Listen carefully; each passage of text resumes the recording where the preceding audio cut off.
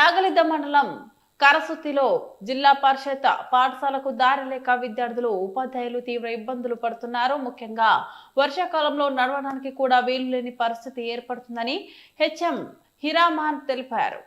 ఈ సమస్యను ఉన్నతాధికారుల దృష్టికి తీసుకువెళ్లినా ప్రయోజనం లేదని విద్యార్థులు ఆవేదన వ్యక్తం చేస్తున్నారు. దారి లేకపోవడం వల్ల కొందరు విద్యార్థులు టీసీలు తీసుకొని వెళ్లిపోతున్నారన్నారు. కరస్గుత్తిలోని జిల్లా పరిషత్ ఉన్నత పాఠశాలలో దాదాపు 120 మంది విద్యార్థులు చదువుతున్నారు.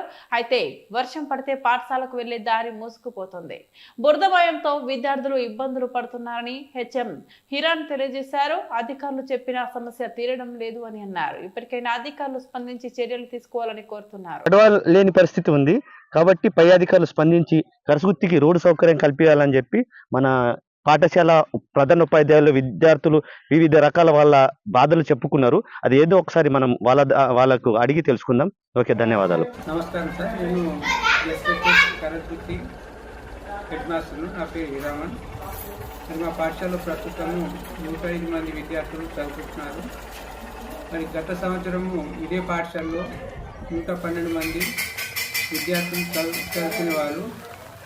ప్రస్తుతము విద్యార్థుల యొక్క సంఖ్య రోడ్డు సౌకర్యం బాగలేక తగ్గుతున్నది. మరి గత చివరి సంవత్సరం 10వ తరగతి రిజల్ట్ లోపల మా పాఠశాల నుండి గౌరవ ముఖ్యమంత్రి గారి ద్వారా 10/10 సాధించినందుకు విద్యార్థికి ప్రశంసాపత్రం కూడా పాఠశాల నుంచి తీసుకోవడం జరిగింది. మరి అటువంటి పాఠశాల రోడ్డు లేకపోవడం వల్ల విద్యార్థులు వర్షం వస్తే పాఠశాలకు రావడం ధైర్యాలు అవుతున్నారు. కానీ ఇతర పాఠశాల గ్రామాలకు వెళ్ళడానికి. నా పేరు సాక్షి, నేను 10వ తరగతి చదువుతున్న జిల్లా పరిషత్ హై స్కూల్ కరస్గుత్తి. మా స్కూల్ కి రోడ్ లేదు. మేము రోడ్ వేయాలని కోరుకుంటున్నాము. మేము వచ్చేటప్పుడు బుక్స్ నేను ఎంతో రాసుకుని వచ్చేటప్పుడు నా బుక్ బురదలో పడిపోయినాయి. నేను కోరుకుంటున్నా మా స్కూల్ కి రోడ్ వేయండి అని. నా పేరు గ్రేసన్. నేను 9th క్లాస్ చదువుతున్న జడ్పీహెచ్ఎస్ కరస్గుత్తి స్కూల్లో.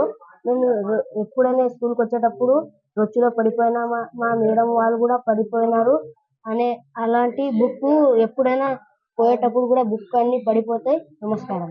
నా పేరు మురళీకృష్ణ సార్. ఇక్కడ నేను ఎస్ఏ మ్యాథ్స్ గా విధులు నిర్వహిస్తున్నాను.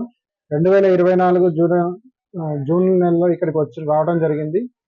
అయితే ఇక్కడ విద్యార్థుల సంఖ్య 124 గత సంవత్సరం ఉండింది. చుట్టుపక్కల చాలా గ్రామాలు విద్యార్థులు చదువుకోవడానికి సిద్ధంగా ఉన్నప్పటికీ ఎప్పుడైతే వర్షాకాలం మొదలవుతుందో ఆ వర్షాకాలము జూన్ జూలై నెలలో స్టార్ట్ అవుతాయి.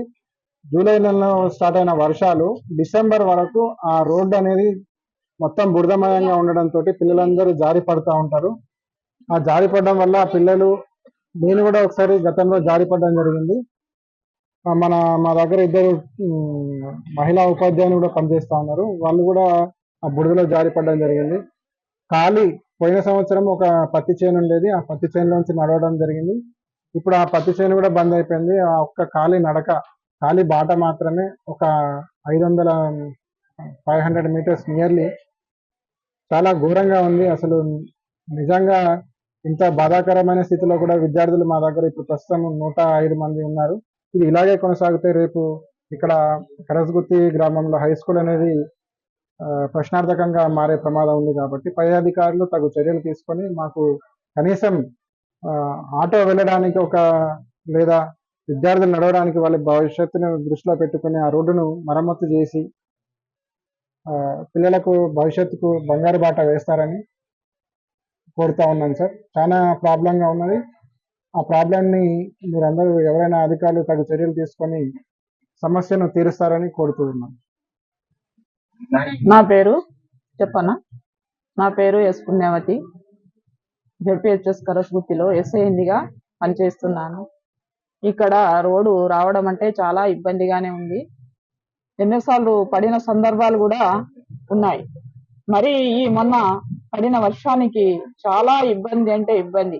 చెప్పులు లేకుండా చెప్పులు చేతిలో పట్టుకొని రావాల్సి, పొలం నుంచి స్కూల్కి రావాల్సి వస్తుంది.